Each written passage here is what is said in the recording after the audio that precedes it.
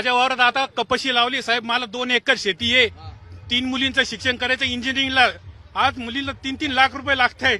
आणायचे कुठून 2 एकरातून? हे सरकार झोपलं का?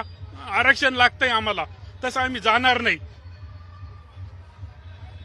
मला सांगा आता किती किती काय शिकतात मुली? शेती आहे, 2 एकर शेती आहे सर. 2 मुली शिकते.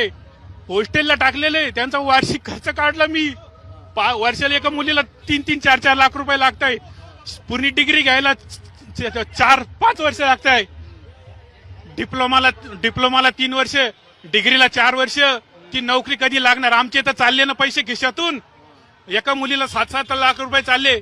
नोकरी येत येणार 10,000 रुपयाची. ते कधी वसूल व्हायचे? ते सरकारला आम्हाला आरक्षणच पाहिजे ओबीसी मधून. तुम्हाला आरक्षण मिळाल्यानंतर ह्या फीज कमी होतील असं तुमचं म्हणणं?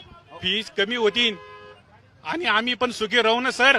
आमचे जे कष्ट केलेले, आम्ही वावरामध्ये कापूस काढलाय, ते आम्ही आमच्या पोटाला खाऊ ना. आजचं चिमटा लावून आम्ही खर्च करून राहिलो ना, उपाशी राहून. आम्ही दादा समोर आहे, दादा मनोज दादा संघ आहे मी. आम्ही सोडणार नाही, असा माणूस कधी होणार नाही या जगात. आरक्षण मागण्यासाठी झालो आम्ही.